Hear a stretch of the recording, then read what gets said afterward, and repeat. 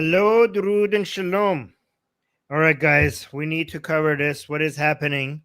Wow, I see we already got 4 super chats even before we getting started. So I'll get to the super chats soon. Thank you so much for the super chat. But let's get right into it first. See what the hell is happening. I do want to pay attention to the chat and see what you guys are thinking. And so I will respond to your comments and I will keep monitoring what you're saying in the chat. But before I do that, before I read the super chats and respond to some of you guys, let's just jump right into it and then we'll cover your opinions as well. So let's just watch this. We can now make a major projection. Let me know how the audio is and let me know what your opinions is as we're watching this. I want to see what you guys are thinking in the chat. So give me your opinions about this while I'll look at your opinions, okay? We can now make a major projection in the New York City mayor's race. CNN projects that Democratic Socialist Zohran Mamdani, the Democratic candidate, will be elected the next mayor of New York, New York, defeating former New York governor turned independent Andrew Cuomo and Republican Curtis Sliwa. Mamdani's victory marking an historic moment in the city. At the age of 34, he will be the city's youngest mayor in a century. He will also be New York City's very first Muslim mayor. Again, CNN projecting that Zohran Mamdani will be the next mayor of New York, New York. And CNN's Abby Phillip is at Mamdani headquarters in Brooklyn, New York. Abby, a huge win for Zohran Mamdani. It is a major win from Zohran Mamdani, a candidate that was basically unknown to the city about a year ago and now is now elected mayor. We just heard the crowd behind me yelling, screaming, clapping at the news that you just announced on CNN. This room is really filling up with supporters now. They are anxious, anticipating hearing from Mamdani tonight. And it's been a long journey for many of these supporters who have stuck with Mamdani despite the unlikeliness of his candidacy from the very beginning. In these final days of the campaign, this race has turned sharply negative. A lot of his supporters believe these attacks against him were Islamophobic. They were you hear it there, they are screaming one more time as the race is called and the news is spreading. But these supporters are elated tonight, as you can hear them, by the news, by the opportunity for this city to be elected by someone that, frankly, it's never been elected by, never been run by before. Mamdani is both young, he is a Muslim, he is an immigrant, and he is someone who represents a sharp break from the past. So D in the chat is saying he's going to defund the police and empty the prisons. What could go wrong? Well, yeah, he has said that a lot, that he wants to defund the police. But then what happened is that during his campaign, he toned that down a little bit. We have to see he's very anti-police, which is weird for New York, because New York needs more police right now, not less. Jake, this crowd is really waiting to see also as the results come in. I know we're still watching those numbers. He is very close to hitting that 50% mark, and there are many people in this room and in his campaign who want to see him surpass that, because what it would mean is that it's not just a minority of the city that Mamdani has won over, but if he's able to get a majority, he might have the opportunity to argue that he has some kind of mandate in the city. I'm going to come to my colleague Gloria Pazmino here. She's been covering Mamdani for the last few months, and Gloria, you know very well how this has felt like an underdog victory in the making for Mamdani's supporters. Yeah, look, this is a candidate who... So for people who might not know, if you're not from US and you're not following what's happening, this is a guy, this guy is a Shia Muslim, and more importantly, he's a communist. He, like, some people might deny it, saying that he's democratic socialist. He's full on commie. He's full on commie. He is anti-capitalism. He hates capitalism, and is basically what happened is in the capitalist city, the center of capitalism in the world, which is New York, is a symbol of capitalism. Just basically elected a communist and anti-capitalist as their mayor, which is quite ironic. In the making for Mamdani's supporters. Yeah, look, this is a candidate who started running out in the primary and was literally polling at 1%. I was having a conversation with someone earlier today who was talking about how hard it was to get press coverage to care about Zohran Mamdani in the early days of the primary. And today, you couldn't even get near him from the amount of coverage that he is getting. It was an underdog campaign, and he ran like an underdog. I think that is really a huge lesson of this campaign, no matter what you think of the candidate. The pace of the campaign really picked up in the last few weeks, as it often does. But, I mean, he was walking across the Brooklyn Bridge at sun up yesterday, I believe it was. And as we were just talking, the New York Attorney General, Letitia James, just walked right past you. She was pumping her fists in the air. She has been one of the New York elected officials that stood by Mamdani, even when he was, being derided as a communist and a socialist by some in his own party, the Democratic Party. And the shadow... Guys, let me tell you something that you guys might not agree with, okay? So I know he's a Shia Muslim, but to me, I think the fact that he's anti-capitalist and he's a far leftist is so much more concerning right now with this guy than his Islamic views. Like, I really don't think, I really think he's leaned into his communist side way more than his Islamic side. And I think that is far, far, far more dangerous with this guy than anything Islamic about him. Do you guys agree? So I see, okay. Of Donald Trump in this race also is a pretty big deal. No, guys, Trump he's not Muslim Brotherhood. Muslim Brotherhood is Sunni. Mamdani is Shia. But I don't think based on everything I listened to him and based on everything he has done in the past, I think it's his leftism consumes him way more than his Islamic views. His leftism consumes this man way more than his Islamic views. And I think for New York, that makes him even more dangerous. The shadow of Donald Trump in this race also is a pretty big deal. Trump weighed in the last few days to endorse Andrew Cuomo. He has been going after Letitia James, a prominent supporter of Mamdani's. He has promised to withhold funds for the city of New York. How big of a factor has Donald Trump been? He's been a huge factor in the positive and in the negative, right? Donald Trump is weighing in on this race. We know from our reporting that he has been talking about this race even more than the other races that are happening in New Jersey and in Virginia. The Trump threat to cut federal funding is something that Zohran Mamdani and his team take extremely seriously, but you've heard what he has said, that he believes the city currently, under the current mayor, Mayor Eric Adams, has not done enough to respond to those threats, and he says he will do so when he's elected. All right, so Jake, as we wait to hear what Mamdani says as he comes out into this room, a very energized... Guys, this is, I don't know if you understand how huge this is, okay? Let me know if you agree with this. I think this is bigger than Mamdani himself. Like, a lot of you are looking at the consequences of Mamdani being the mayor of New York. I'm looking past that. This is like, Mamdani himself might not be able to do most of the things that he has promised.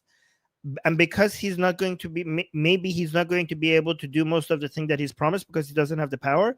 The consequences of him as an individual might be less than the fact that New York voted for him. Look at Mamdani more as a sign of the direction that we're heading, and that is the main issue. Okay, Mamdani is basically the same as Nick Fuentes. Okay, so Nick Fuentes is not the problem. Mamdani is not the problem.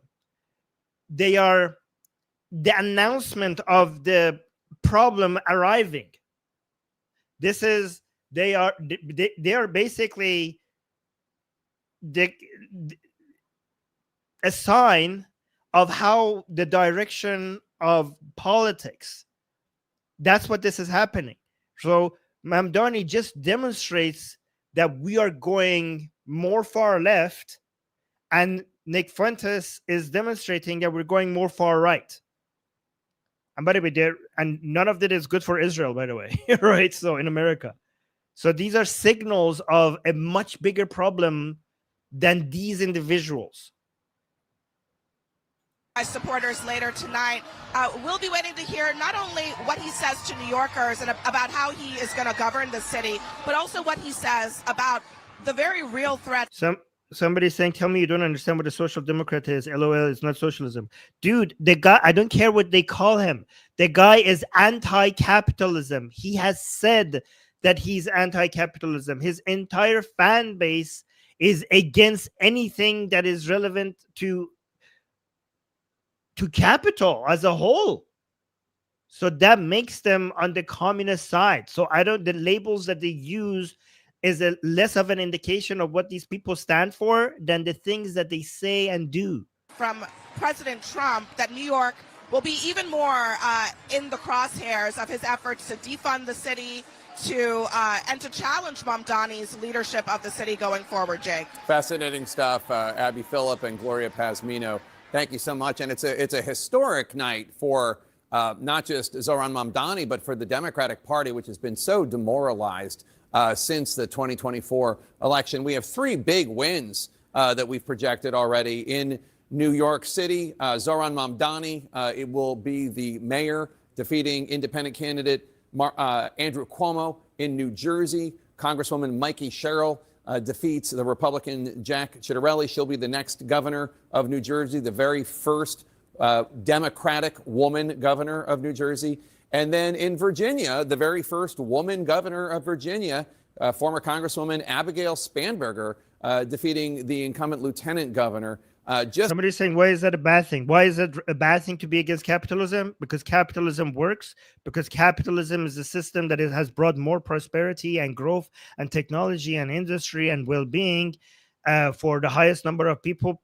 Capitalism is a system that has moved people out of poverty than anything ever in the history of mankind. That's why capitalism is what we owe all of this. Our lifestyle, our technology, our security, our safety, everything that we have is thanks to capitalism. So when these people standing against capitalism is basically they're standing out against the very force that has made all our lives better. And so many people are too stupid to realize that. A big night for Democrats who have had not a lot to smile about in the last year. Anderson Cooper is in New York. Take it away. Jake, thanks very much. Here with the team. David Axelrod, what is the message from this race to the Democratic Party, or is there a message? Well, the biggest message should be to the president, I think. It was interesting. I spent a lot of time going over the CNN poll yesterday and the crosstabs of that poll, and you could actually see the outlines of what was going to happen today in that poll, because overwhelmingly people said the economy and the cost of living was their chief concern. They gave today's economic conditions a 28% favorable rating, and they gave really negative ratings to the president's economic policies as contributing to that. And those were ticking time bombs for the Republican Party. So if you're in the White House tonight and you're seeing this, not just the race in New York, but also obviously in these other states, what do you start to make any changes? Well, I'll tell you one thing that I would do. What I would not do, I would not go out as the president does repeatedly and tell people that this has been a historically successful year and that the economy is strong and it's the envy of the world.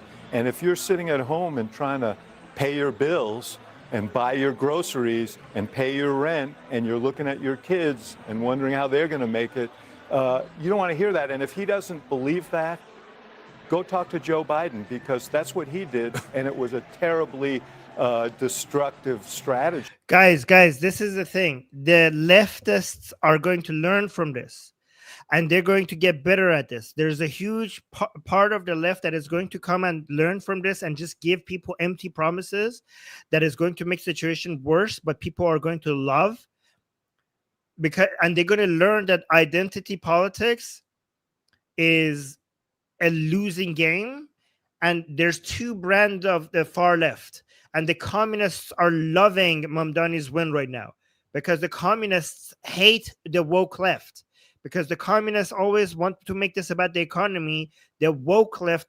wants to always make this about identity politics. So the populist left is going to go learn from this, and they're going to switch from identity politics. I mean, they're still going to talk about trans and immigration. Obviously, they always do that, but they're going to focus more on economic populism rather than identity politics. And if they actually copy this model, the far left is going to win, and they're going to take over the left. Because right now in the situation, the economic situation, even though the best way to solve the economic problem that we have right now in the United States is more capitalism and less government intervention, a lot of people would not understand that. And because they're experiencing a lot of hardship, they want more government involvement. And this is how the far left will win, by giving up identity politics and really, really leaning into economic populism and basically coming up with socialist solutions, so-called solutions, which people love and vote for, but it only makes things worse. For him. So I think, look, you had good candidates. Yeah, I know the economy is the best it has ever been, but some people feel like they have been left behind, and some people have been left behind, and they're going to vote in huge numbers. Because for a lot of people, it doesn't matter that the economy is growing. If they see the distance between them and the people who are growing faster than them, that is going to cause unhappiness, even if their situation is getting better. And also, the economic growth has not translated in 3 areas. The economic growth that you're experiencing has not translated in the more affordability in housing, education, and healthcare. And guys, guess what? Everything is become more affordable in the United States. Everything else, food, technology, entertainment, everything has become more affordable. But these are the three areas that things have not become more affordable: housing, education, and healthcare. And the reason, even with all the better this economic growth and trade and technology, these 3 should have also become more affordable. The reason why these 3 have not become more affordable and have become less affordable is because government involvement in these 3 areas. I mean, look at this. Everything has gotten cheaper relative to before. These are the 3 areas that are less affordable for people. And if you notice why, if you look at it, these are exactly the 3 things that the government has a lot of involvement in. And if people just pay attention, they're like, oh, maybe if the government wasn't involved in these things, they would be more affordable, just like everything else that got more affordable. But when people get angry, they want more government involvement into fixing these things, even though government involvement is the reason why we got here. Does that make sense? Do you guys understand that? Strategy for him, and it was a terribly destructive strategy for him. So I think, look, you had good candidates. These gubernatorial candidates were fresh and had great biographies, and they leaned into those issues. I thought Spanberger made a terrific speech tonight that really was a contrast to the politics that people have become so despairing about. But at the end of the day, when you have the conditions that we have in this country, and you're the incumbent president, and you run everything, and you make a point of running everything, then you're going to get blamed for stuff.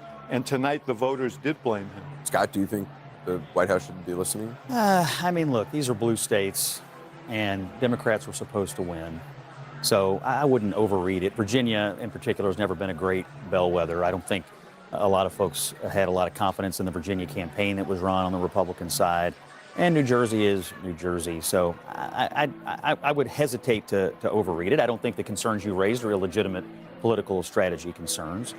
I think I just want to offer condolences to Chuck Schumer. Honestly, what I'm reading here in New York City is that AOC is going to be the next senator from New York after she gets done whooping his rear end in the 2028 Democratic primary. And for his Senate races in 2026, I see the energy in the Democratic Party tonight behind a socialist, and I see the energy in Virginia, Democrats looking the other way on a violent candidate for Attorney General who says he wants to murder Republicans and their children. If you think you're getting rid of Graham Plattner in Maine now, think again. This is a terrible night for national Democratic image, given what is happening inside their party. Mamdani is an avowed socialist. It's not what people say that he is, it's what he says that he is. He's now the leader of their party. That's their energy, and Chuck Schumer's He's the leader of the Democratic Party? Let's swear. There is no. Who is the leader? Can someone tell me? He's not the leader, but he's now going to be seen as a huge part of he's going to be used as a role model by a huge part of the Democratic Party. A lot of the establishment part of the Democratic Party are going to be seen as dinosaurs, and so many other new people are going to try to copy his way. And guys, his way works when it comes to winning election. It doesn't work when it comes to actually policies that makes people's lives better. It does the exact opposite, but it really promising people free stuff, free or subsidized stuff, is the best way to get voted, even though it's really shitty for the economy. Guys, this is how in Iran we got Khomeini. So you know how Mamdani is offering people free buses? Khomeini, he also promised people free buses, free bus rides, right? Like for us Iranians, this is like deja vu. Like, oh my God, you come in a lot of fascist takeovers and communist takeovers and fascist takeovers were basically with promises like these. Right, I'm not saying this is going to be a fascist takeover in the United States, because the United States has so much strong institutions that I don't think that what happened in Iran is ever going to be repeated in the United States, because of how strong and deep-rooted the institutions are. But this is what happened to us by empty promises like free this, free that. Yeah, exactly. Saying nothing is free. Nothing is free. Yes, exactly. Yeah, the Red-Black Alliance, exactly. He's a life raft for Republicans who have to go on TV and get their asses kicked today. You own this now. You all own this now. A year ago, Zohran Mamdani was a political unknown. No, I don't want to do Al Jazeera, because Al Jazeera... Before we listen to Mamdani's speech, let me actually go over some of the reasons why this guy is such a bad idea, okay? So he's promising rent freezes in New York. Please tell me you guys understand why rent freezes are such a horrible idea. Rent freezes, right? This is basically guaranteed to scare away landlords and investments from New York, the capitalist center of the entire world. And basically, when you scare capital out of an area, you're guaranteed to bring more poverty and less affordability. Rent freezes basically is signaling to people, don't bring your investment here. Don't buy property here, because you are going to lose control over how much you make money off of it. So basically, this scaring capital away is the best way for you to keep the people in an area poor. So free buses, again, free buses, like people say free buses, like free, there is like the people who are, the buses need repair, the buses need maintenance, the drivers need to get paid. So somebody's paying for those buses. Just because you are not paying it directly, it doesn't mean it's free. It just means that you're actually making it less affordable, because they're going to be more expensive. When you have free anything that is run by the government is going to do a poorer job managing it than if it was just being done by the free market. And that those services are actually going to get more expensive, and you are going to pay for it one way or another. Even if you think rich people are paying for it, well, rich people, the money that is being taken out from rich people is going to come out of your paycheck, and it's going to add to the price of the goods that you pay for. Don't ever think that when rich people get more tax, it's them paying it. It's you paying it.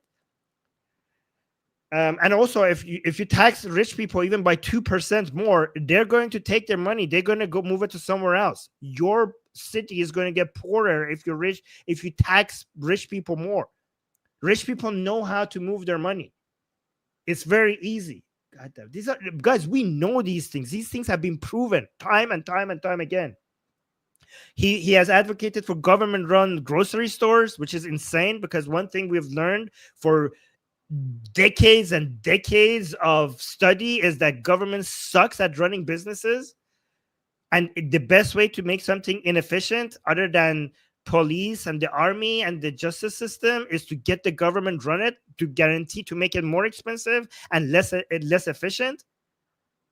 He's promised a free childcare, again, another way to pay more for childcare than what you would have paid if it was determined by the forces of the free market, by the competition of different services that would bring the prices down. If the government does this, just because you don't pay it there, it doesn't mean that you're not paying for it. The way government manages these things, it actually makes the prices higher because there's no competition with the government, and then you pay it for it. You're paying for it in a different way that you're not noticing, and you're paying for it so much more than before.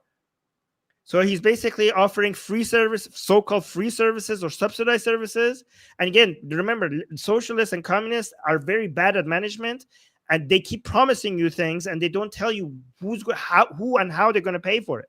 And they don't tell you that it's actually going to come out of your pocket more than if it was being paid for in the free market. He's anti-police, he's anti-capitalism, he's anti-Israel. He doesn't even believe that Israel should be recognized as a country, and he refuses to condemn Hamas. That's the mayor of New York.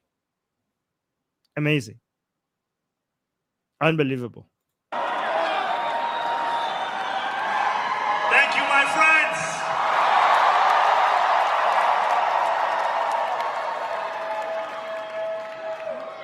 The sun may have set over our city this evening, but as Eugene Debs once said, I can see the dawn of a better day for humanity. For as long as we can remember, the working people of New York have been told by the wealthy and the well-connected that power does not belong in their hands. Fingers bruised from lifting boxes on the warehouse floor, palms calloused from delivery bike handlebars, knuckles scarred with kitchen burns. These are not hands that have been allowed to hold power. And yet, over the last 12 months, you have dared to reach for something greater. Tonight, against all odds, we have grasped it. The future is in our hands. Oh, well done. My friends, we have toppled a political dynasty. Oh, wait, what did you say? Our hands. My friends, we have toppled a political dynasty.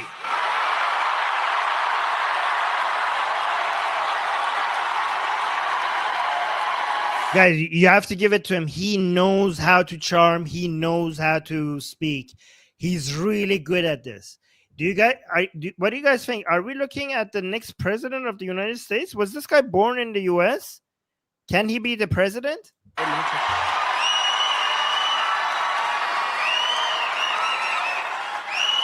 I wish Andrew Cuomo only the best in private life.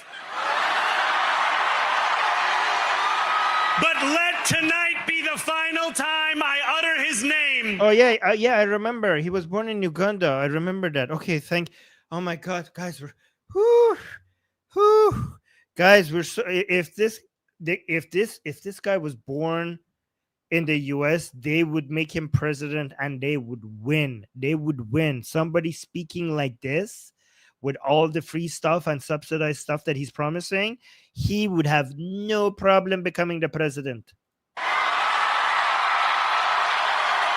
As we turn the page on a politics that abandons the many and answers only to the few.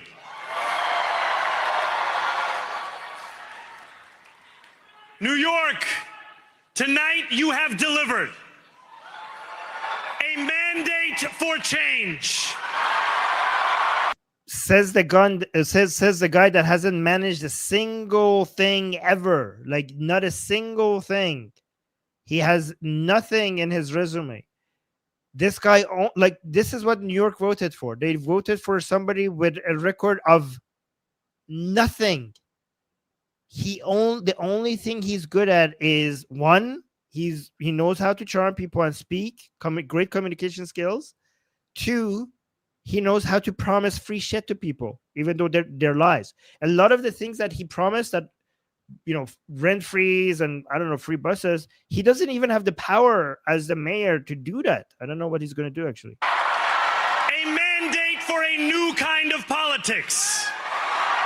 A mandate for a city we can afford. And a mandate for a government that delivers exactly that. By the way, guys, if he doesn't deliver on any of these, I don't think it's going to matter. If you look at his fan base, it's a cult. His fan base is a cult. Like if none of this could happen and things could get worse in New York, and they will still support him, and they will deny that things got worse, or if he doesn't deliver, they're going to deny that he didn't deliver. They're going to blame the establishment. If he doesn't do a single one of the things that he promised, I mean, that's a good thing, because everything that he's promising is shit. But if he doesn't deliver on a single one of them, his fans are just going to blame the establishment. It doesn't matter. This is a cult, and they love him and they follow him, and he could do no wrong. They will.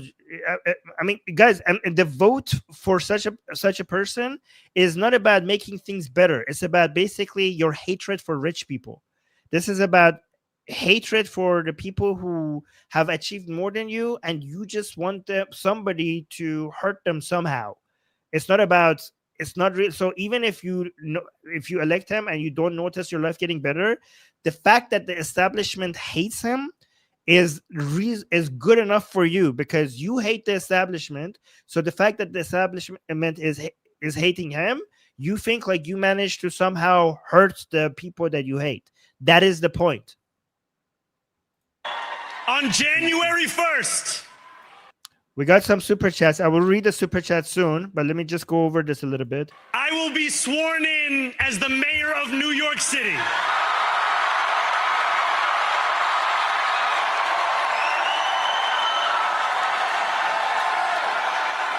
And that is because of you. So before I say anything else, I must say this. Thank you. Thank you to the next generation of New Yorkers who refuse to accept that the promise of a better future was a relic of the past. You showed that when politics speaks to you without condescension, we can usher in a new era of leadership. We will fight for you because we are you. Or as we say on Steinway, ana minkum wa ilaykum.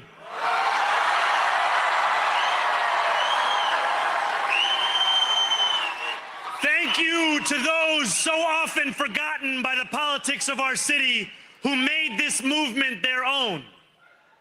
I speak of Yemeni bodega owners and Mexican abuelas, Senegalese taxi drivers and Uzbek nurses, Trinidadian line cooks and Ethiopian aunties. Okay, so as you see, a little bit of identity politics there. It's not zero, but more economic populism. Yes, aunties. To every New Yorker in Kensington and Midwood and Hunts Point, know this. This city is your city, and this democracy is yours too. This campaign is about people like Wesley, an $11.99 organizer I met outside of Elmhurst Hospital on Thursday night. A New Yorker who lives elsewhere, who commutes 2 hours each way from Pennsylvania because rent is too expensive in this city. Yeah, your rent freezes is not going to solve the problem. Rent freezes is just going to mess with the supply and demand. The balance of supply and demand is going to actually reduce supply, because less people would want to invest in real estate if they cannot control how much they rent.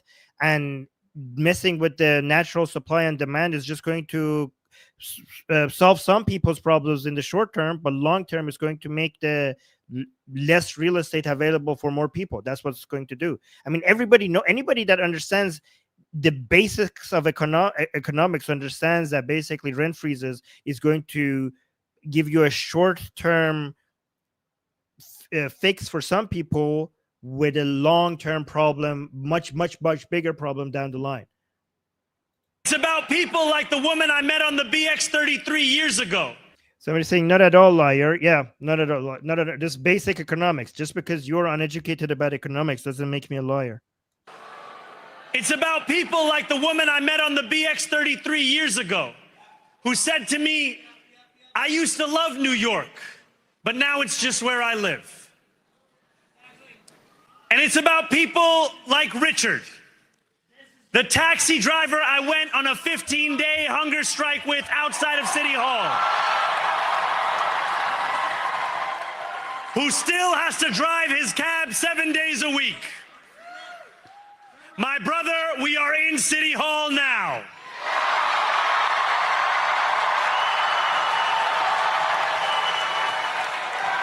This victory. Yeah, guys, if more government involvement in real estate was the solution to fixing real estate, then why has everything that the government been not involvement in the past 50 years gotten more affordable, and everything that the government has been involved with, which is basically real estate, healthcare, and education, has become less affordable? This is so simple. If you don't understand this, you're retarded.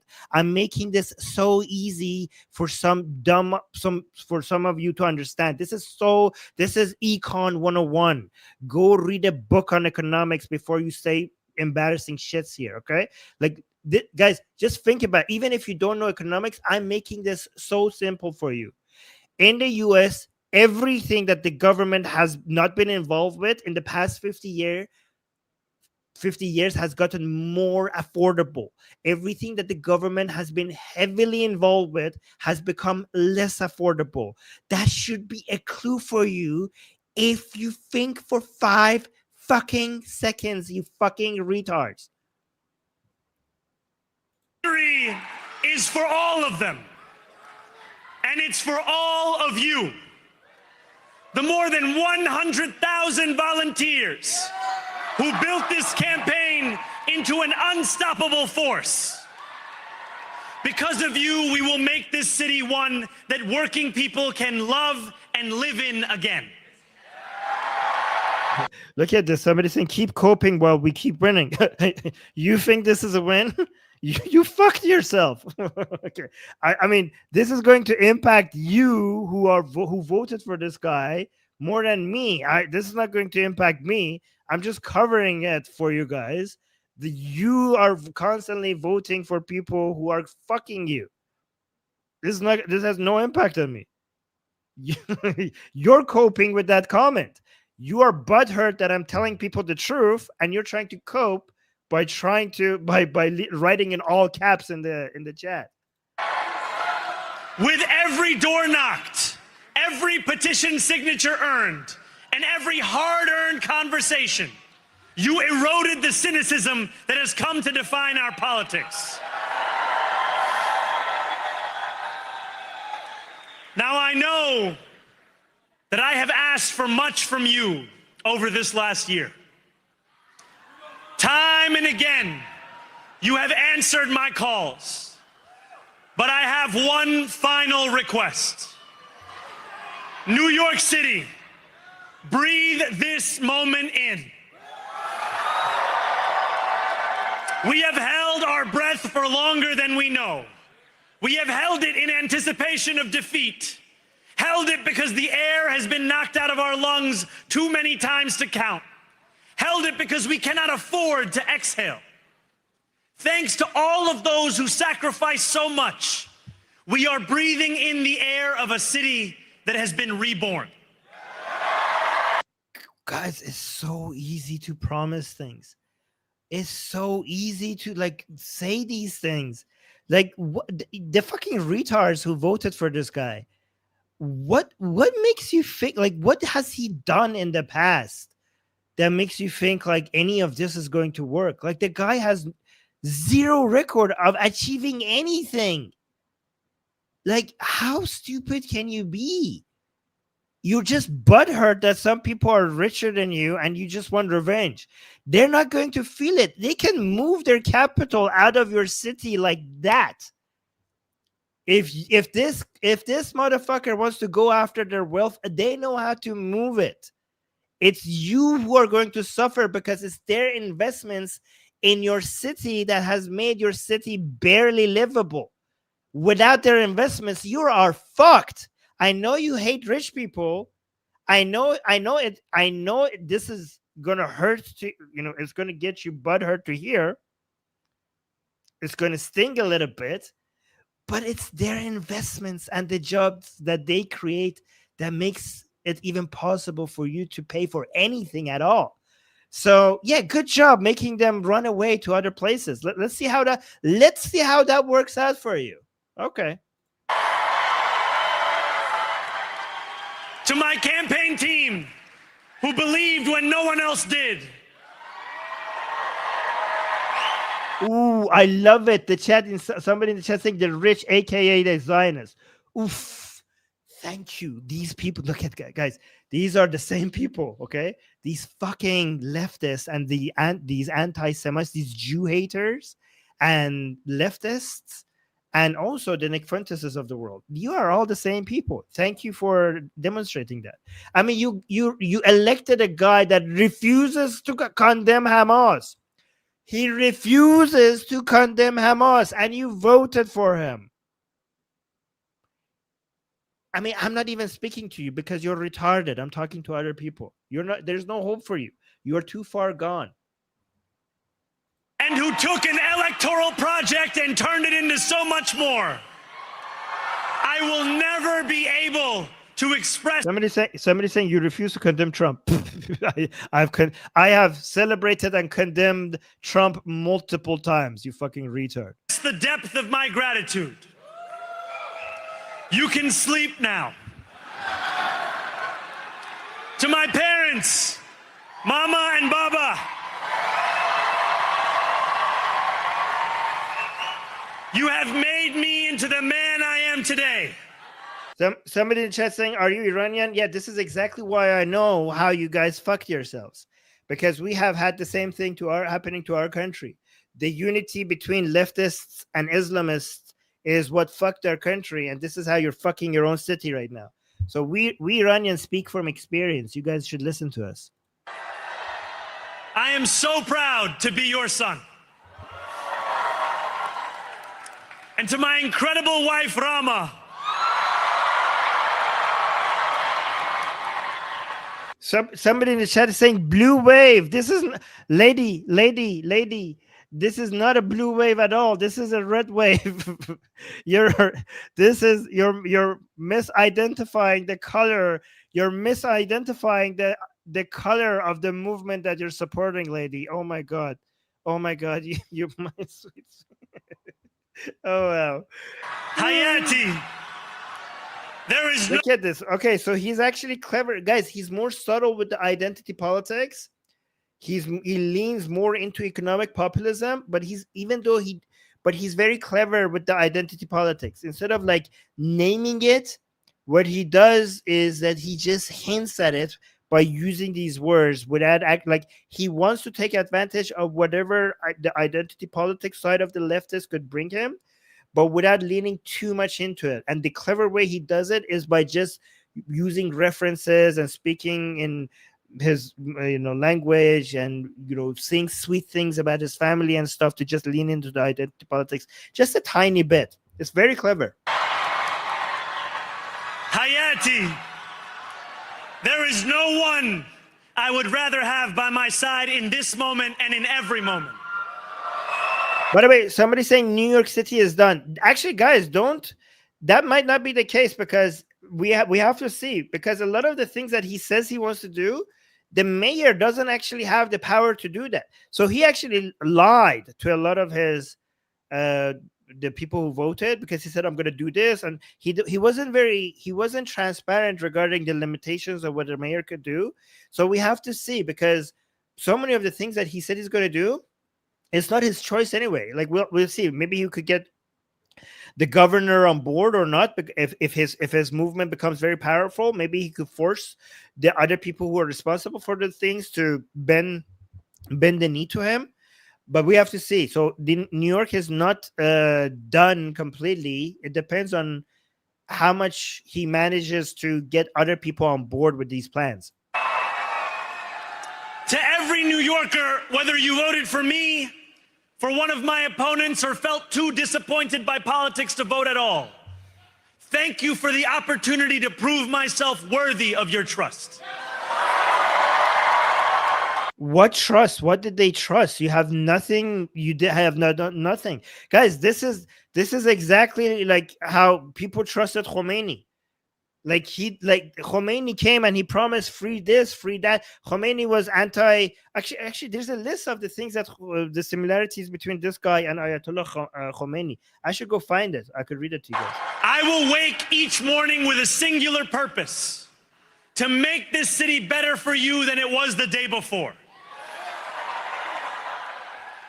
There are many who thought this day would never come, who feared that we would be condemned only to a future of less, with every election consigning us simply to more of the same. And there are others who see politics today as too cruel for the flame of hope to still burn. New York, we have answered those fears. What was that? Tonight, we have spoken in a clear voice. Hope is alive. Hope is a decision that tens of thousands of New Yorkers made day after day, volunteer shift after volunteer shift, despite attack ad after attack ad. More than 1 million of us stood in our churches, in gymnasiums, in community centers, as we filled in the ledger of democracy. And while we cast our ballots alone, we chose hope together. Hope over tyranny. Hope over big money and small ideas. Hope over despair. We won because New Yorkers allowed themselves to hope that the impossible could be made possible. And we won because we insisted that no longer would politics be something that is done to us. Now it is something that we do.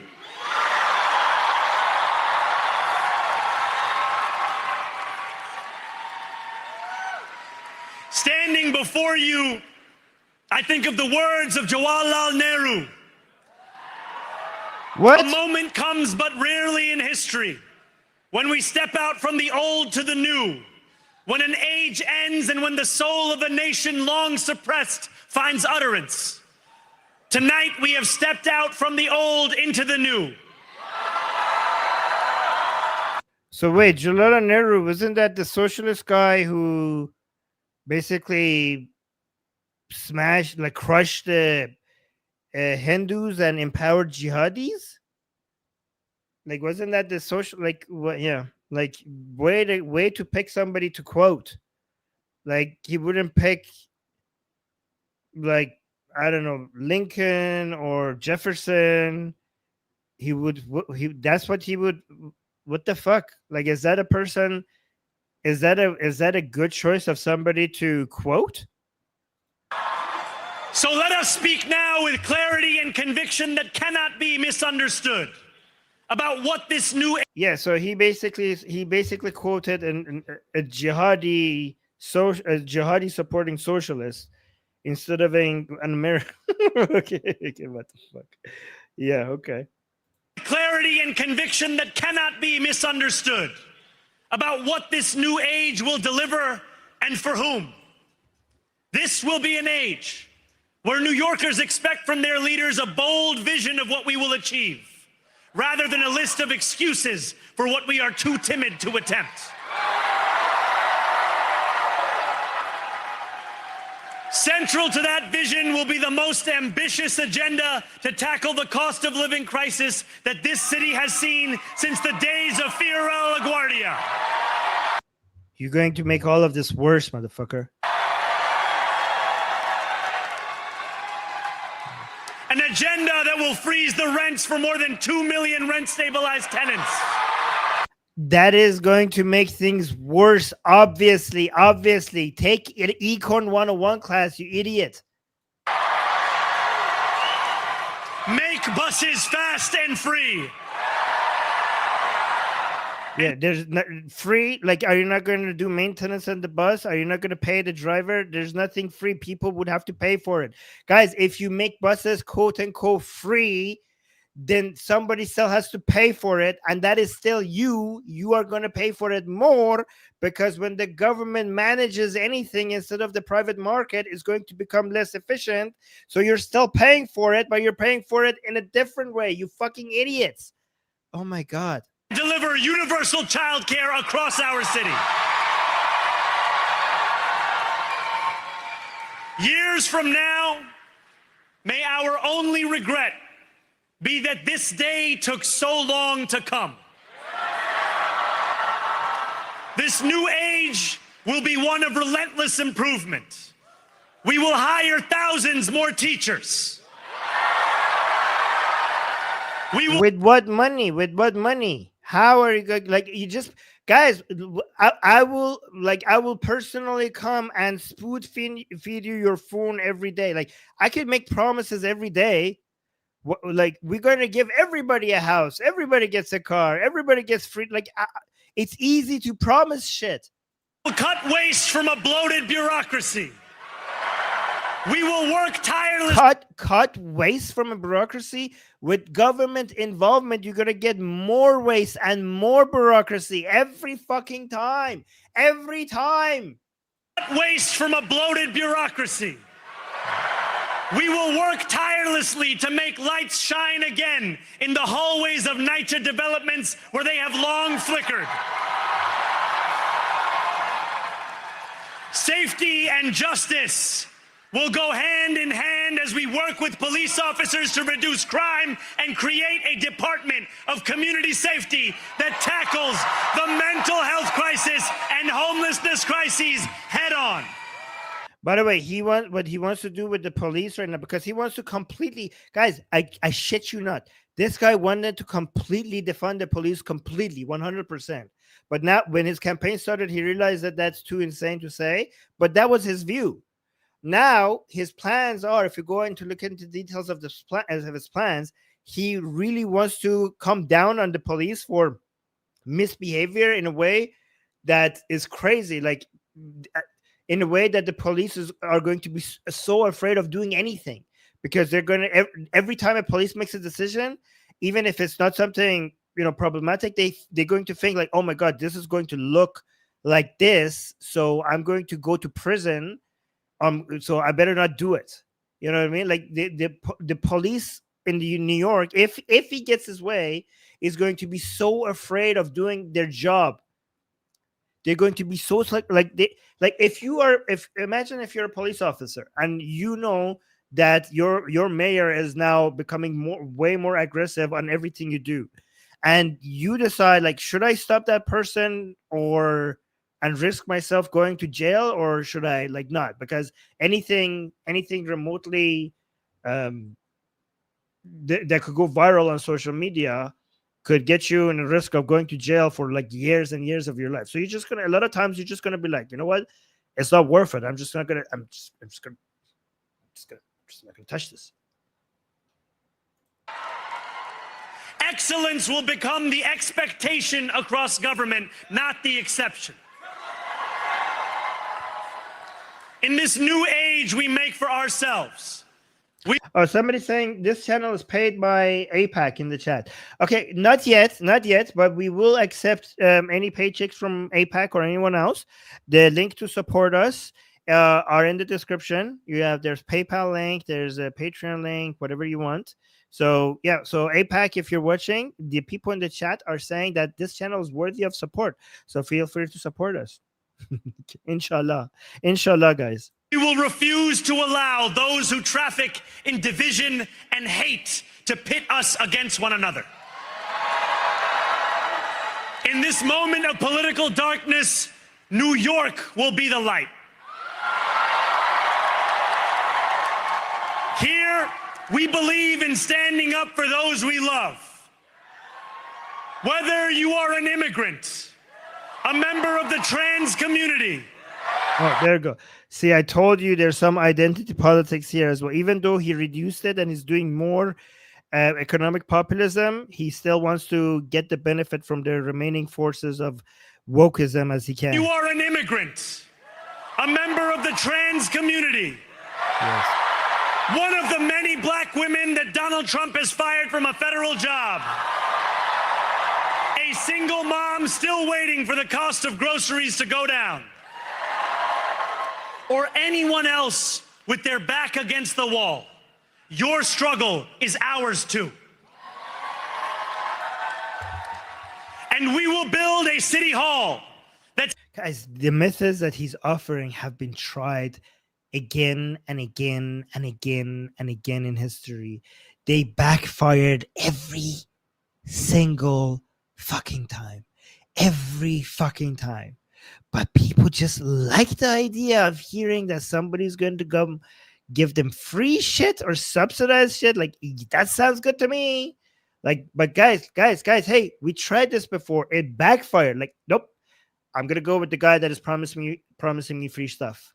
I just like the idea. I just like that idea. Also, fuck the rich people. So if he's gonna do anything that they don't like, I support that.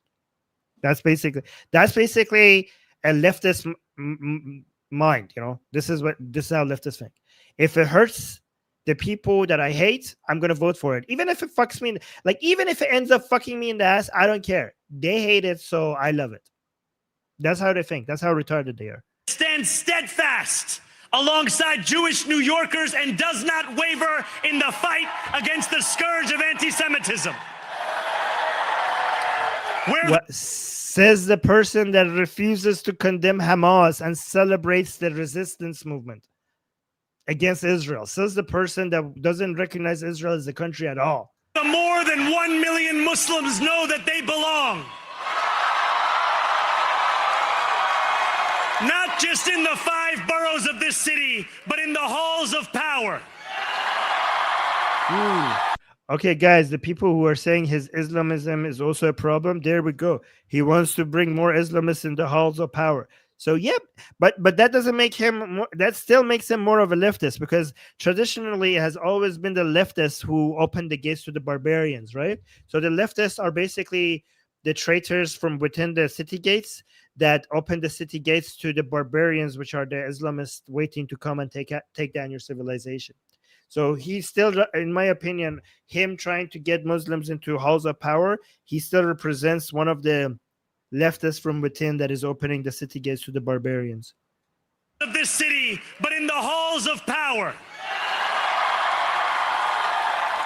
No more will New York be a city where you can traffic in Islamophobia and win an election.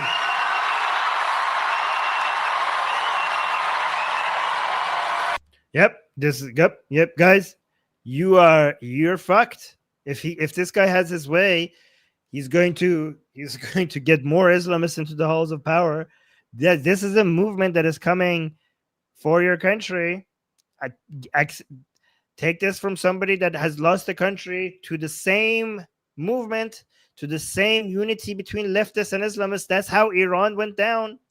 That's what happened to us. This is, for us Iranians, this is deja vu. Be careful. You're going to get fucked by this movement.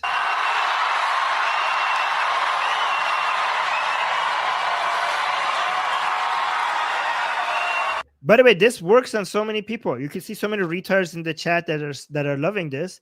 And the reason why they love this is because he just speaks very well. And that's what people want. People don't want facts. They don't want history. They don't want to actually go investigate what policies actually produce results.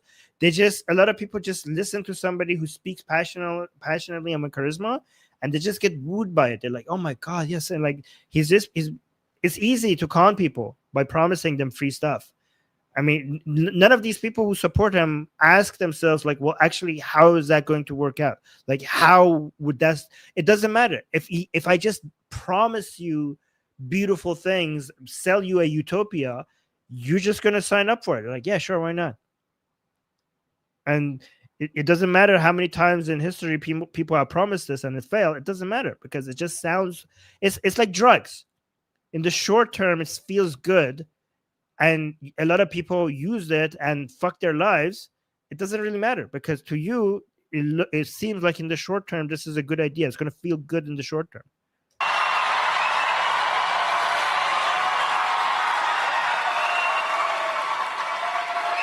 This new age will be defined by a competence and a compassion that have too long been placed at odds with one another. We will prove that there is no problem too large for government to solve and no concern too small for it to care about. For years, those in City Hall have only helped those who can help them. But on January 1st, we will usher in a city government that helps everyone. Now, I know that many have heard our message only through the prism of misinformation. Tens of millions of dollars have been spent to redefine reality and to convince our neighbors that this new age is something that should frighten them. By the way, somebody's saying things going to say the same. Watch. Actually, you might be right, because a lot of the things that he wants to do, the mayor doesn't have the power to do. So you might actually be correct. There might be, like, I think maybe both sides of this are wrong. A lot of people who think like, oh my God, he's going to come and he's going to make things better. They're wrong. But also a lot of people who are saying like, oh my God, New York is fucked. They might be wrong too, because his hands are tied when it comes to many of the things that he's promising people that he's going to do. So we'll see. As has so often occurred, the billionaire class has sought to convince those making $30 an hour that their enemies are those earning $20 an hour. Oh my God. What? Wait. As has so often occurred, the billionaire class has sought to convince those making $30 an hour that their enemies are those earning $20 an hour. Fucking idiot. So this guy is actually anti-billionaires as a whole. And he wants to portray it as the people who are making $30 an hour are being scared. Like there's a fear-mongering that they're going to lose. Everybody's going to lose. Like this is a straw man, because the point is not that they're rich. It's not the rich versus the poor. Your policies is going to hurt the poor more than the rich. So many times poor people vote for people hoping that they're going to hurt rich people, and they end up hurting rich people a little bit, but those same policies that were designed to hurt rich people end up hurting poor people the most. And Mamdani, by the way, guys, is somebody that doesn't even believe in billionaires. He actually genuinely believes that there shouldn't be billionaires. Like that is too much money for somebody. Do you understand how retarded do you have to be to believe that? Are there any retarded people in the chat that this retarded to think that actually somebody having that much money is too much money and nobody should have that much money? Let me know if you think that, because I want to see how many retards are here. Which is fucking like, guys, if you are anti-billionaire, you're going to fuck poor people. You are going to be the greatest force of wealth leaving the areas that poor people need it the most. This is capital flight, basically. This is the best way, guys. If all the government has to do is fight corruption and bring security. If you fight corruption and bring safety to people, then the rest will take care of itself. And in a society where the government is focusing all its resources in removing corruption, then anybody who gets a billionaire without being corrupt has managed to become a billionaire by providing the goods and services that people need. And then you should be proud in a society where people are getting billions without corruption. You should be proud of having billionaires, because every single billionaire is a sign of all the wealth that he or she has generated for millions of people. In a society where you don't have corruption, people become billionaires not by taking wealth. They become billionaires by creating wealth. Not just for themselves, but also for everyone else. In a society where you manage to reduce corruption to a minimum, every single billionaire should be a badge of honor, you fucking idiots.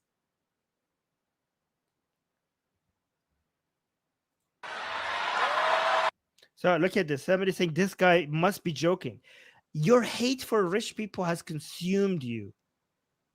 Okay, you guys are just jealous. There are people who have figured out a way to produce more and create more for the rest of the society, and they have benefited from it. But they are not the only ones who have benefited. The people that they served or produced for also benefited from it. But because you haven't managed to do that, you look at your life and you look at their lives and you feel jealous, and your jealousy has consumed you. And because you cannot create them the same way that they do, you just want to throw stones at them and bring them down instead of trying to do something for yourself to lift yourself up. Enemies are those earning $20 an hour. They want the people to fight amongst ourselves so that we remain distracted from the work of remaking a long broken system. We refuse to let them dictate the rules of the game anymore. They can play by the same... Hey, can we have free PlayStations too, Zohran? Can we please have free PlayStations? Can we add that to the package? I will vote for Zohran if he also includes a free PlayStation for everyone. Of the game anymore. They can play by the same rules as the rest of us. Together, we will usher in a generation of change. And if we embrace...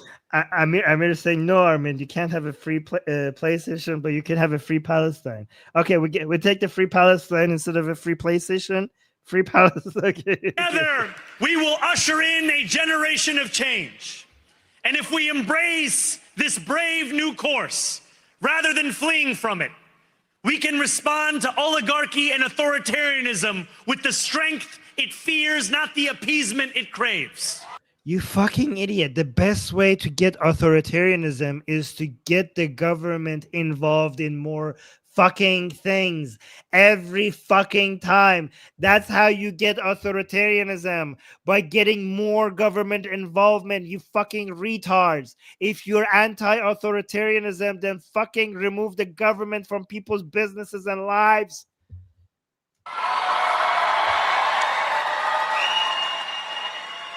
After all, if anyone can show a nation betrayed by Donald Trump how to defeat him, it is the city that gave rise to him.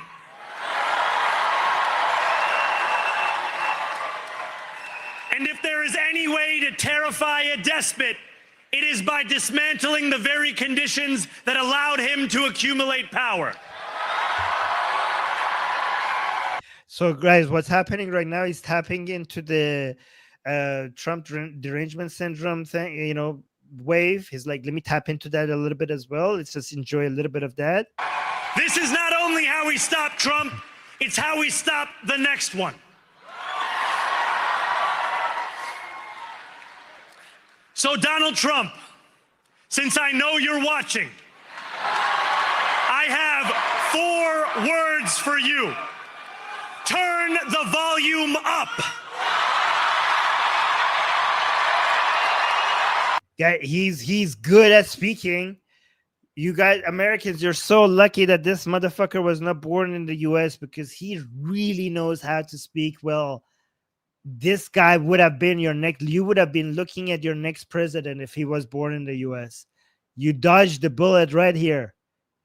And trust me, the leftists are going to go look for another version of the exact same thing that is born in the US. That's what they need. They need a Nick Fuentes of themselves. I mean, this is the left's Nick Fuentes. This is the left's Nick Fuentes, but they got so unlucky that he's born in Uganda. Volume up.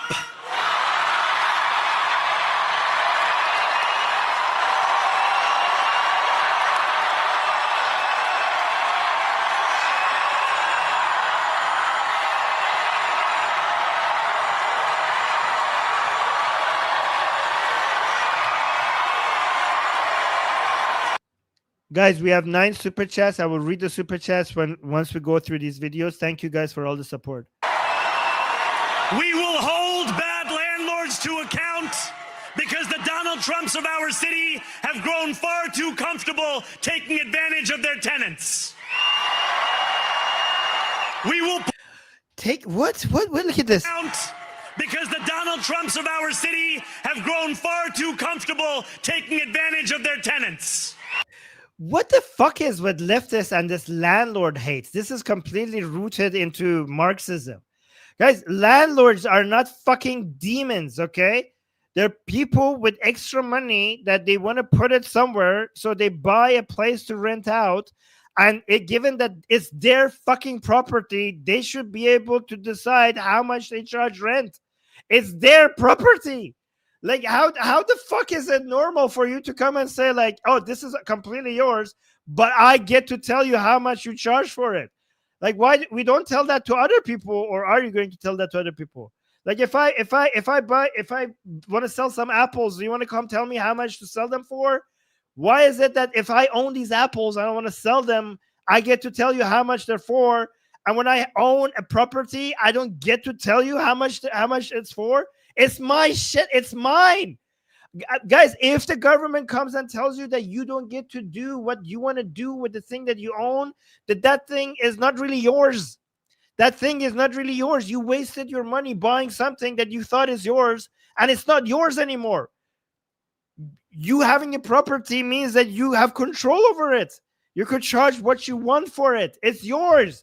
But if you live in a city where the government could come tell you, like, no, this is what you get to do, this is how much you get to price the thing that you have, then technically that's not really yours.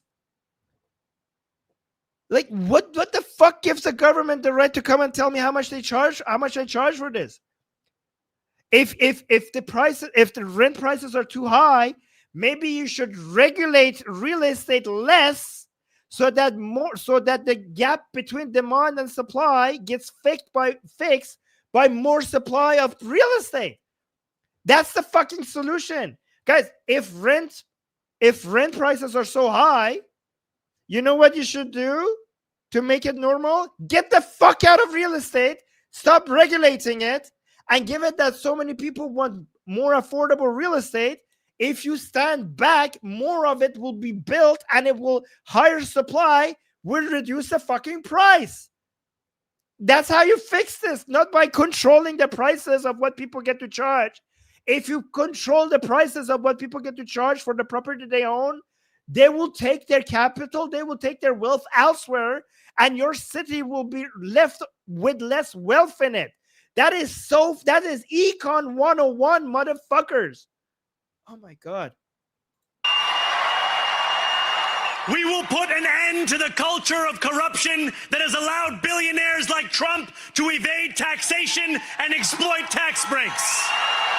You fucking idiot. Government involvement in more private enterprises and the free market increases corruption. It doesn't decrease it. It increases corruption every fucking time.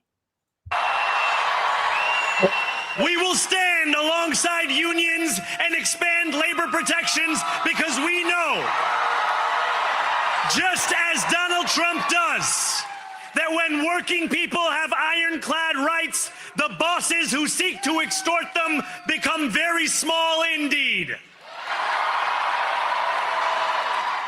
New York will remain a city of immigrants, a city built by immigrants, powered by immigrants, and as of tonight, led by an immigrant.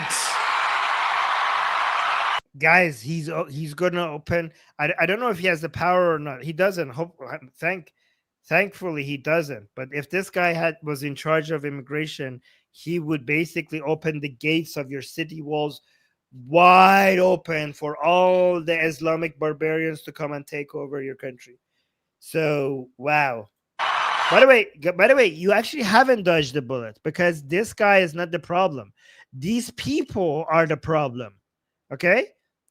Zohran Mamdani is not the problem. All of these people are the problem. And even if Zohran Mamdani cannot do the things that he's promising, these people will continue to vote with the Mamdani for the Mamdanis of the world. And yeah, so this is just the beginning. Prepare for so much more. Prepare for more Nick Fuentes's and more Zohran Mamdanis in the United States. Things are about to get ugly, my friends.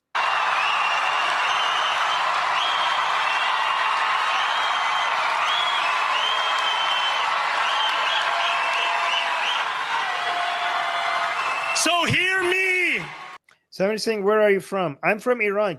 Don't you recognize the flag? Which means that you should take me more seriously, because I know what I'm talking about. What I'm telling you happened to our country. Okay, for people who just come here, we experienced the same thing. We had the Islamists and leftists unite with each other, and they took down our country. So for us Iranians, this is deja vu, and we speak from experience. So you should listen to us. President Trump, when I say this, to get to any of us, you will have to get through all of us.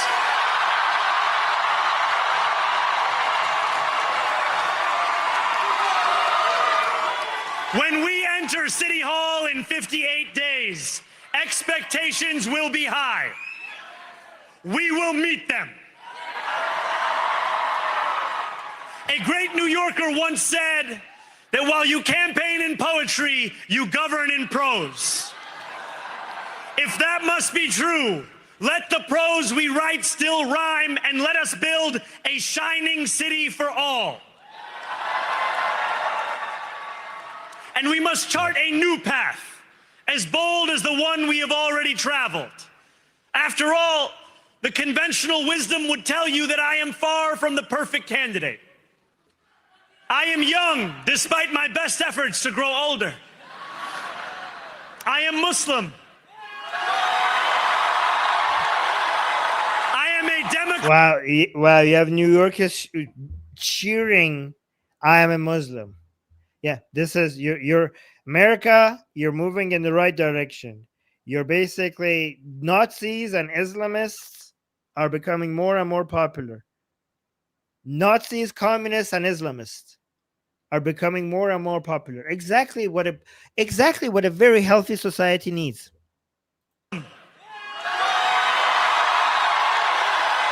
I am a democratic socialist.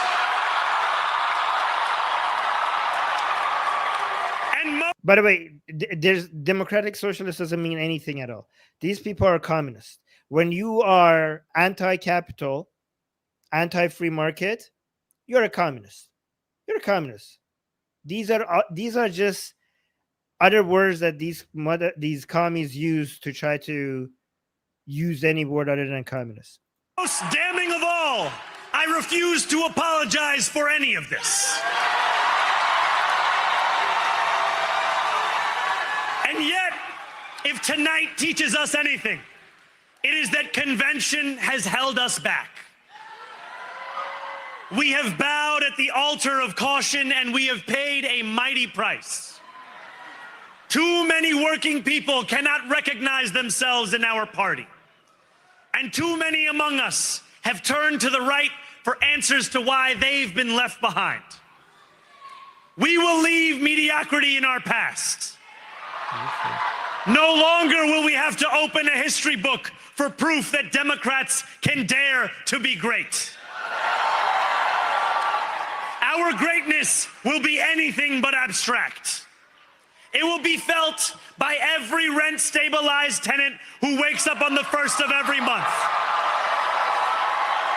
knowing the amount they're going to pay hasn't soared since the month before. It will be felt by each grandparent who can afford to stay in the home they have worked for, and whose grandchildren live nearby because the cost of childcare didn't send them to Long Island. It will be felt by the single mother who is safe on her commute and whose bus runs fast enough that she doesn't have to rush school drop-off to make it to work on time. So guys, like, if you make all of these things free, what you have to do to pay for them is to increase taxes. When you increase taxes, uh, businesses become less profitable and less efficient, and that mixed with the capital flight, basically wealth leaving your area, plus the market becoming less efficient, plus companies passing on the extra expenses to the people, to the consumer, and also to their employees, and also them making less money, and therefore people's investments are going to get hit. So guys, think about this, right? So if you want a free childcare, free buses, free this, free that, what's going to happen? You have to pay for it, so you have to increase taxes. All of that increasing taxes has on companies, it makes companies less efficient, makes them less profitable, so people's pension funds are going to get hit. It's going to pass on to the employees, so people are going to get paid less. It's going to pass on to the consumers, so things are going to get more expensive. It's going to get more people take their wealth to other places because this is another profitable place to be, so wealth is going to leave the area. And when wealth, so there's going to be less investments for things to grow, for new businesses to be created, for new businesses to grow compared to other places. And all of these together is going to have a slight improvement over the fact that you're not paying for your childcare.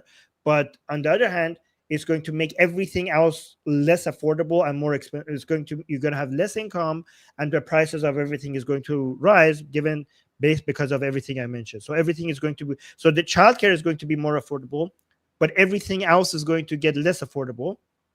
And the net result is less affordability. Why? Because another effect is the childcare that the government is involved with will be less efficient because the government is managing it. So there's no competition, because if the childcare was basically being allowed to compete, different services of childcare was being allowed to compete with each other in the market freely, all of them would become more efficient, higher quality services and lower prices. But because the government is running it, it's going to be less efficient and more expensive. So the money that you're paying for the childcare services through your taxes, is actually going to be more than the price that you would have been paying for if you would allow it to just freely compete with each other in the free market. So in that way, you're also paying more for a less quality service. And then on average, you're going to get poorer. So it's going to feel like you just got richer because certain things become free, but give it enough time, you are going to feel poorer. But here's the problem. People will notice the immediate correlation and therefore assign causation to it, but they're not going to notice the longer term correlation and therefore not assign causation to it. So they're going to reward the politician that gave them the free stuff, but they're not going to punish them for the longer term cost that they have to pay for all of this, because it's harder to connect the dots because it took longer for all the shit that happened to them in the longer term, because it wasn't immediate, right? And that's why, as a politician, you could get away with offering people free stuff because you're going to notice the immediate results and you're not going to notice the long-term result. Guys, that was actually a pretty good explanation of all of this. I am actually very impressed with all of that. Holy shit. I did a really good job going over all of this. This was Econ 101 with Armin Navabi. And it will be felt when New Yorkers open their newspapers in the morning and read headlines of success, not scandal. Most of all, it will be felt by each New Yorker when the city they love finally loves them back. Together, New York, we're going to freeze the... Together, New York, we're going to make buses fast and... Together, New York, we're going to deliver universal... Let the words we've spoken together, the dreams we've dreamt together, become the agenda we deliver together.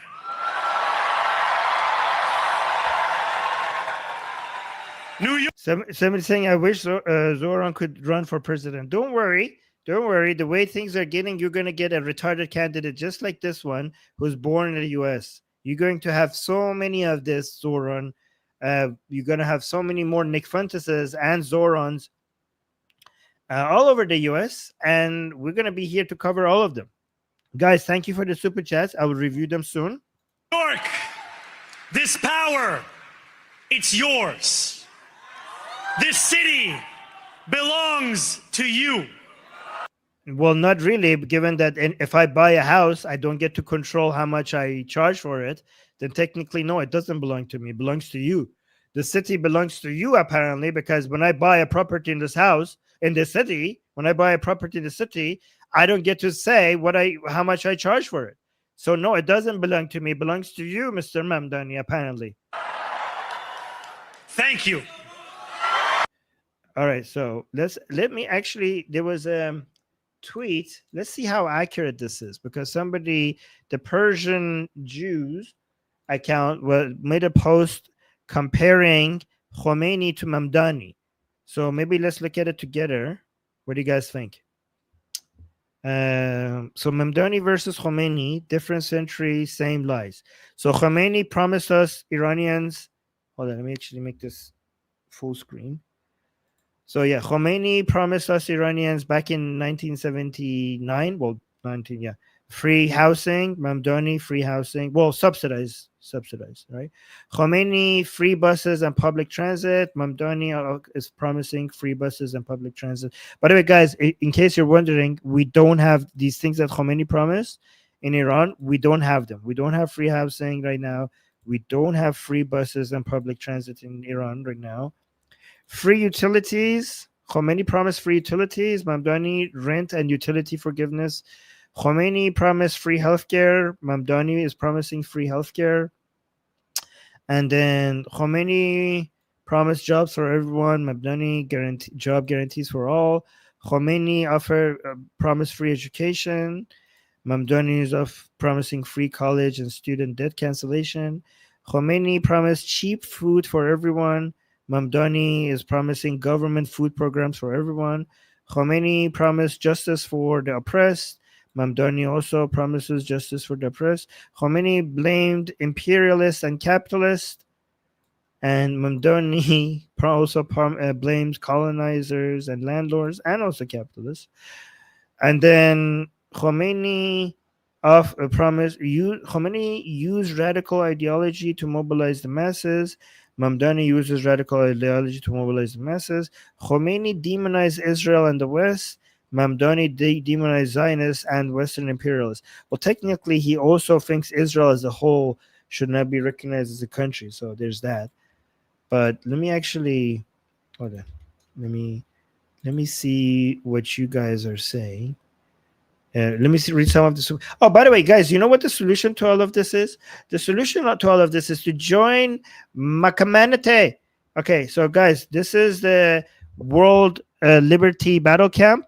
Here we're recruiting people. We're basically making it's a free community. I put the link in the chat, right? It's basically school.com/World Liberty, right? So if join this community, because we are growing this community to make it into a place where we all discuss.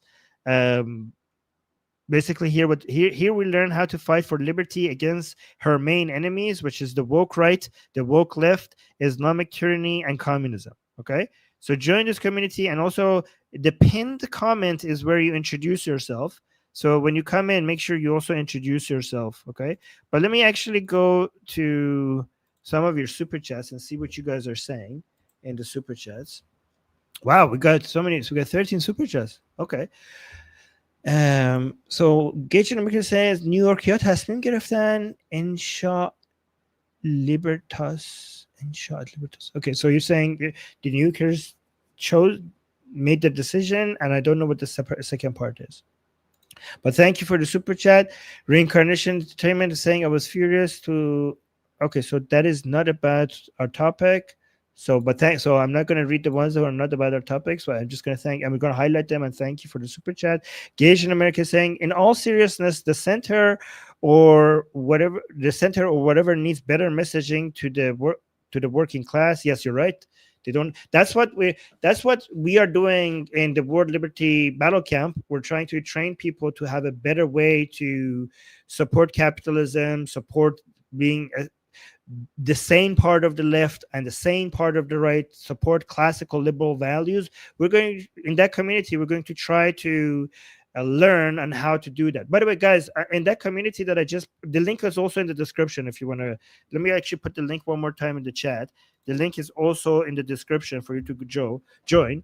But pretty soon, like next week, what I'm going to do is every time we do a live stream, after the live stream is over, we're going to jump over into the community and do a live call there where we all get to speak and open our mic and discuss the news together. Okay, so this is coming soon. So join the community, because that's what we're going to do. Every time we have a show, right after the show, we're going to jump into the community and do our call, and basically everybody gets to talk and give their opinion about what just happened, right? So, and Gajan McKinnon is saying, I've seen MAGA for Mamdani. Oh wow, I'm tired of the real left-right discourse. New York City deserves better than the 13 times consent violator. Yes, you're right. They do, right? Yeah, so guys, we need to work on the ground up. So if you want to be part of the solution, then join the community, because we're going to have a lot of discussions there. So Gage America, have you joined our community? Because we're going to have a lot of discussions, live discussions there after our shows. So we're getting another super chat saying, Armin, I challenge Hamza. Okay, so I'm just, for the ones who are, thank you for the super chat. I'm going to highlight the ones that are not about the topic of the show. I'm not going to read them, but thank you so much for supporting the show. And then this one saying, median Virginia voter wants Republican kids gone. Oh, I don't know. Yeah, I think that was referring to something in the speech. Thank you so much for that. And then another super chat. He speaks lies like a true Muslim. Honestly, I really still think that this guy represents a leftist way more than an Islamist. I think and again, I think that's even more dangerous. And I think his unity with Islamic groups is more in line with him being a leftist than a Muslim, in my opinion. Somebody's saying, where is the link? Here, I'll put the link is in the description, and I keep posting it in the chat as well. Here, I put the link as well one more time. Oh, thank you, Tora. Tora is also putting the link. So, guys, let me know in the chat who agrees with me. I really think Mamdani's dangerous views are more in line with leftism, okay, than, like, basically the far left, way more than Islamism. So let me know what you think. By the way, when I say leftism, I'm not talking about all people on the left. We do have liberal people on the left. We do have liberal people on the right. When I say leftist, I'm specifically talking about woke people and people who believe in command economics, like communists. Yeah, you agree? People are saying agree. Yeah. Okay, so run for your lives, New Yorkers. Morons voted for a terrorist. Okay, I think he's more of a terrorist sympathizer than a terrorist himself. So, yeah, I think he's basically a terrorist supporter. That's what I want to be accurate with my accusation here. And then we have another super chat saying, I mean, we took New Amsterdam from the Dutch. We might just have to prepare ourselves to take New Pakistan from the Arabs. Yeah, okay, true. And then it's saying, yeah, that's a good one. And then you also say, it doesn't matter, AOC was born in the US. I don't know. I don't think AOC is as good of a talker as he is. Like, honestly, compare AOC with him. Like, he is so much better. AOC, I've seen AOC speak. It doesn't even close to how good this guy is at basically fooling people. And then another super chat saying New York was built by Italian, Irish, and Jews. Yeah. By the way, guys, if you want to know, we are not anti-migration on this channel. What we're against bad type migration. We're anti-illegal immigration, mass migration, and also against legal migration from shitty places, from Islamic, hell shitholes, right? That is what we're against. Even if it's legal, you should stop it. Right, so there's immigration, and then there's immigration. Yeah, immigration could be a win-win. Immigration could be really good for a country if done right. And then Shana saying it's a city of immigrants. Yes, exactly. Okay, New York has declared it's a city of immigrants. Okay, New York has declared secession from the United States. Well, I don't. I mean, it is a city with many immigrants. I think my main problem is with which immigrants. I don't know if that's what you. Yeah. Okay. Yeah, but I see what you mean. Gage American is saying any issues we run into is going to be shifted to Trump because of him. I think threatened to cut funding and curse Cuomo with in his endorsement. Yes, he did. And even if it wasn't Trump, when Zoran fails to deliver on his promises, even if we didn't have a Trump, they would blame the establishment. His fault. Like, this is a cult. The Zohran Mamdani is a cult, and his followers are not going to turn against him if he doesn't deliver. They're just going to say that the establishment stood in his way, and that's what happened. The problem is the establishment. Gasian American saying, in other news, with Snap frozen, Church of Satan is picking up the slack. I don't know what that means, but thank you for the super chat. Oh, it's a pun on inshallah, but with the Roman goddess. Okay. Thank you for the super chat. Again, Gasian American, if you could make the super chats more understandable, I would be very appreciative. And Gasian was saying, I would love to join, but I have work. Okay, that's fine. But thank you. Join. You don't have to join if you want to join the community. You don't have to join our calls. You could also join just the discussions that we're having here. So join the community, and it's a free community, guys. You could just participate in the discussion people are having in the main part of the community. Okay. Where were we? Let's put this here. He's 12er Shia. Okay. But has Hindu mom. Yes, he's a 12er Shia. Yeah, I know that. Yeah. And then most Shias are 12ers. Most Shia Muslims are basically Ethna Ashari, which means 12er Shia Islam.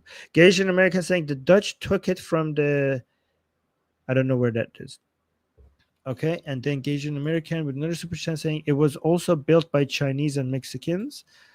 All right, and then we have last super chat saying Mamdani kept talking about the immigrants, not the native New Yorkers. Oh, so he's declaring it non-U.S. land. Oh, now I see what you're saying. Yeah, it's almost as if the native New Yorkers don't really matter. He keeps talking about New York for all people, but he acts like the people from outside matter more than the people who are native to the land. Now I see what you're saying. That makes a lot of sense. All right, guys. Make sure you like this. I want more people to see what we have to say. Okay, so please like the stream. Yeah, just like the stream. And let me actually show you this video. Okay, hold on. Because I saw Tommy Robinson posting this. So let's watch this together. Oh, that a quiet jihad. Wait, hold on. Good morning to all the New Yorkers and good luck with your new mayor. My name is Tzvi Haskeli, and I warned before years ago that the quiet jihad, the political Islam, gonna conquer all over the world, especially in the West, and now it's happened in New York. Less than 3 decades after the 9/11, when the aircraft hits the Twin Towers, now the mayor of New York is a Muslim. What's happened? Okay, guys, I really think people are missing the threat of Mamdani. I think him being a communist and anti-capitalist is the main threat here. I wouldn't have a problem with a Muslim mayor who was pro-capitalism, pro-Zionism. I mean, I would disagree with him with his views on Islam. But if his policies, if I'm a capitalist Muslim that recognizes Israel as a state and accept Israel's right to defend themselves, and guys, those Muslims do exist, by the way, right? I would okay, you're fine in my book. Like, I would vote for him if I could, even if he's a Muslim, right? If we had a Muslim mayor that came and said that, or a Muslim politician that came saying we need to stop migration from Islamic countries, I wouldn't care that he's a Muslim. I would vote for that guy. If we had a Muslim mayor or governor or president that says, like, guys, we need more free market, more capitalism, better relation, like close, more support of Israel, for example, more engagement with our allies around the world, and yeah, and was like, I'm a Muslim, but I want government to be separate from religion, and we need to stop mass migration to our country. I wouldn't give a shit that guy is a Muslim. I would vote for him. Would you? What do you guys think? I would vote for that Muslim. I would vote for that Muslim. I would vote for that Muslim. A Muslim that is anti-mass migration, pro-capitalism, pro-Israel, pro-free markets. I would vote for that Muslim. So the issue is that this guy has shitty policies. Somebody's saying you're dreaming, Armin. Well, I mean, I'm not dreaming. I talk to Muslims like that. You guys should go watch my show. It's actually one of the most popular shows that we had on this channel. Like Dahlia. Go, for example, watch this. Hold on, where is this? Somebody's saying, Armin, you're dreaming. I'm not dreaming. I met those Muslims. Here, look, go look at this live stream that I had with Dahlia. This one.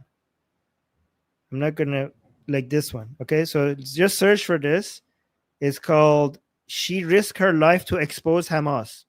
Dahlia Zaida talks to us. Just go watch this show so you could see that they do exist. This lady, she risked her entire life to support Israel and fight against Hamas. So I'm not dreaming. I know what I'm talking about. Again, I still disagree with them on their views over Islam, obviously. I do disagree with them, but yeah. This is the way of the quiet jihad of Qatar, of Turkey, of the Muslim Brotherhood. They investing in the public, in the street, in the... Guys, I think the music that he has in the background is going to give me copyright strike. By the way, you don't need to add scary music to make to in the back. Social media with the Palestinian flag in university in Columbia University. By the way, I still think that, like, Mamdani, even though I see him more of a leftist than an Islamist, he's going to bring, like, these types of politicians are going to bring more Islam to the West. But that is also part of being a leftist. They supporting the Palestinians, but the real power is to establish the Islam in an... Okay, so let me actually do... this guy's music is going to get me nuked off of YouTube. I wish I could tell which music is copyrighted and which music is not. Let's see what this guy has to say. Hold on. Hi guys, comedian actor Tyler Fisher here, and I just made the decision. I am moving back to New York City. I've been in Texas for a year, and I have to be there for Mamdani. I just do. I know a lot of people will be surprised by this, but, like, dude, I'm so sick of living in Texas where I don't even pay state income tax. Think about that. So I have to, like... Wait, is this guy being satirical? Is this guy? I think this guy is joking. I don't even pay state income tax. Think about that. So I have to, like, find things to do with my money. Like, this is my third coffee of the day. I'm gonna buy a paddle. Okay, this guy is being satirical. Okay, so with that context that the guy is joking, let's listen to it from scratch. Okay. Hi guys, comedian actor Tyler Fisher here, and I just made the decision. I am moving back to New York City. I've been in Texas for a year, and I have to be there for Mamdani. I just do. I know a lot of people will be surprised by this, but, like, dude, I'm so sick of living in Texas where I don't even pay state income tax. Think about that. So I have to, like, find things to do with my money. Like, this is my third coffee of the day. I'm gonna buy a paddleboard. I'm hiking, new shoes, and it's like I'm just done with it. I have to give up 52% of my income. I have a car, which is, like, it's so toxic cis white male of me. You know what I mean? And they're charging money to take buses here. Charging money. So what do homeless people do if they want to go on there and sleep and piss and shit and stab somebody? They have to go and fundraise to get on a bus? Like, what the fuck? So I'm just gonna get back there and get back to the Gays for Palestine protests. Even the bikers aren't assholes. And, like, nobody has assaulted me today. I'm sitting here, literally, I got cash hanging out of my pockets. No one's called me a racist, toxic, cis white male. What am I doing here? America's to be abused and live in a tiny studio apartment and welcome illegal migrants into your space. I'm going to have probably 10 living with me, sharing a bed, because I care. And my dating life here is amazing. Like, women, they like when I take charge. They like when I lead. They're nice. They're feminine. Barf, gag me. I prefer a woman with a shaved head, 8 cats, who hates men, the patriarchy, but still wants me to pay the bill. And what if I get attacked right now? What am I supposed to call the racist cops? No. Mamdani's gonna have therapists come and talk out the problems. Hey, excuse me, why did you just shoot that guy in the face? Maybe it's a childhood fear of eye contact. Really get to the bottom of the problem, you know? I'm tired of feeling like a man because there is no gender. You know, and I'm in my Audi alone listening to my own music, but how can I deal with that? There's no stranger blasting rap or some homeless guy overdosing on fentanyl, waving his dick in my face. That's just not America. That's not the America I grew up in. Freedom is so overrated. And in Texas, the rainbows are for kids? What? No, that's for grown men in drag with fake tits and their junk hanging out, reading softcore porn to children. Come on. I mean, I only saw 2 penises today. One was mine, and one was my dog's. Nobody's calling me a racist cracker. What a ripoff. I mean, who can live like this? No honking, no sirens. This is racism. I've spent 20 years building up my career, my success. Why should I keep that? I should give it to somebody who snuck over the border. Him deserves it. Praise Allah and halak.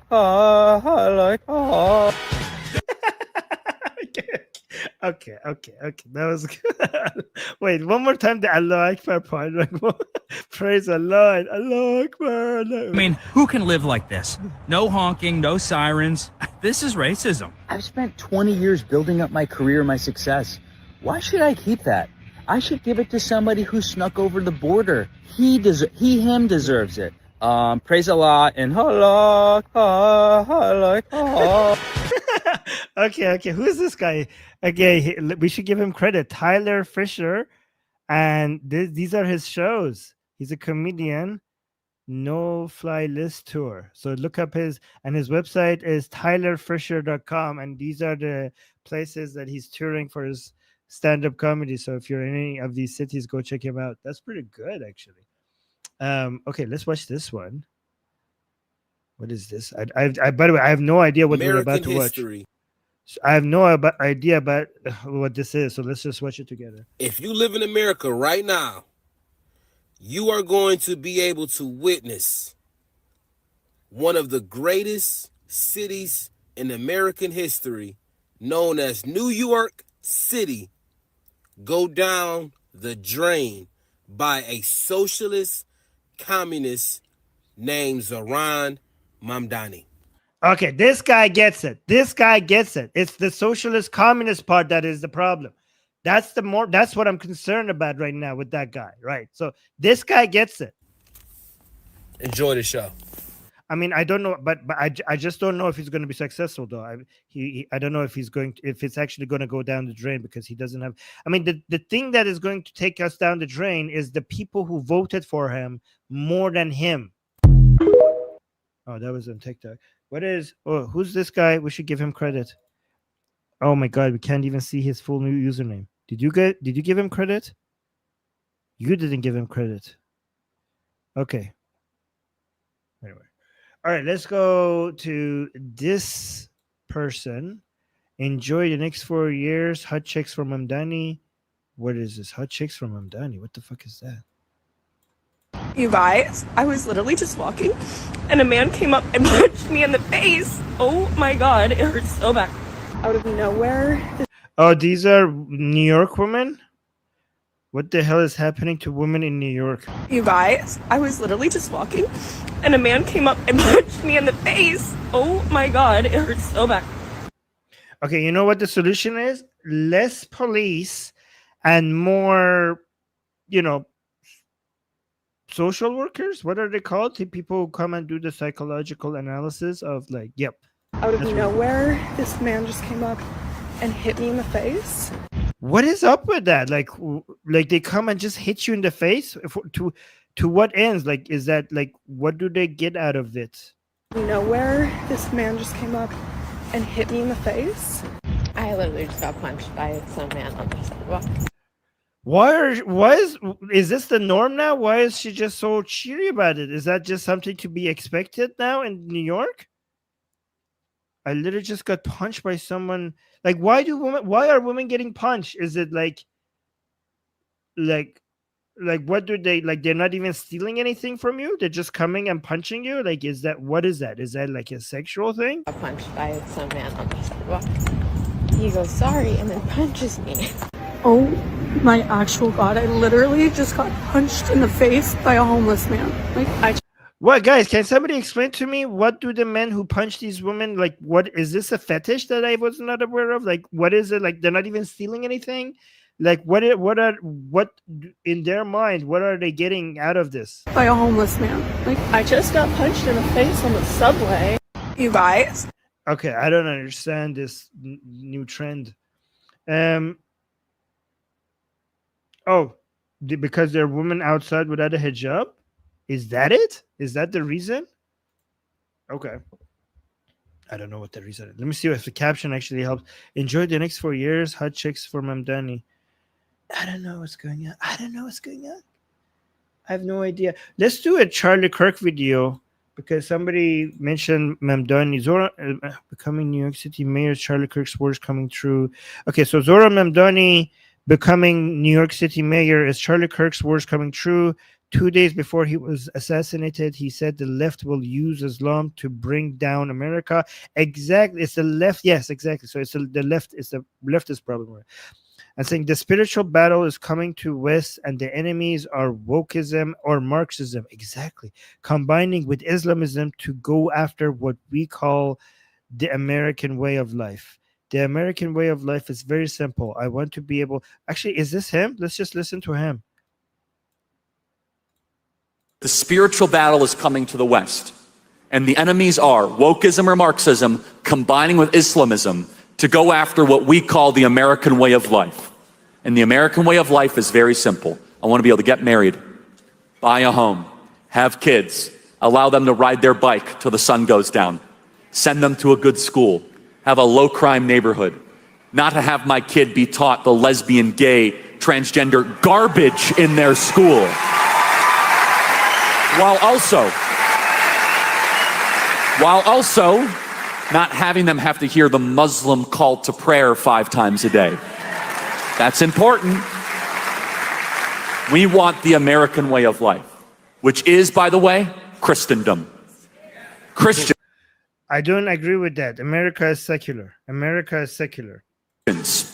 Our sacrifice, our toil, our vision, the outgrowth of the scripture. I mean, I agree with most of what he's saying, but America is a secular country. Of life, which is, by the way, Christendom. Christians, our sacrifice, our toil, our vision, the outgrowth of the scriptures gave us Western civilization. Actually, okay, this is the part that I disagree with, but what do you expect? I'm an atheist, right? I actually think that it was the Enlightenment values that came out of Western Europe and then was implemented. So the Age of Enlightenment brought us the values that made Western countries great. And after the Age of Enlightenment, there was an attempt of the implementation of these ideas by the French Revolution, which didn't work for a very long time. And the first successful implementation of those ideas were after the American Revolution and the birth of America. The birth of America was the first successful implementation, not of Christian values, but Enlightenment values that came from the Age of Enlightenment out of Western Europe. That's my opinion. But guys, if you're Christian, I'm an atheist, so you guys know that we have this disagreement. And this is where I think is a great rallying cry. Doesn't matter if you're Hispanic, doesn't matter if you're Asian, doesn't matter if you're black or white.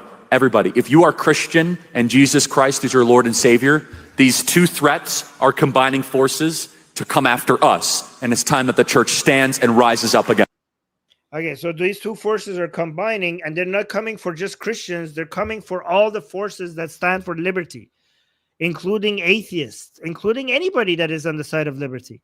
So I agree with most of what Charlie is saying, but the target is not Christians only Christians. The target is anything that stands against the totalitarian views that leftists and Islamists have, right? And also the far right, the Nazis. Okay, so we're talking Nazis, woke left, communists, and Islamists. These are the four, right? We're talking about the Nick Fuenteses of the world, the Zohran Mamdanis of the world, against anybody that is not them, not just Christians. Okay, we are on the same side of this. So do not just limit it to Christians. Everybody else that is against the unity of leftists and Islamists and also the Nazis is on your side. Don't limit your numbers by just reducing it to just Christians. But I agree with most of what he said. So Sean is saying you're wrong. Reminds me of Khamenei, not for nothing.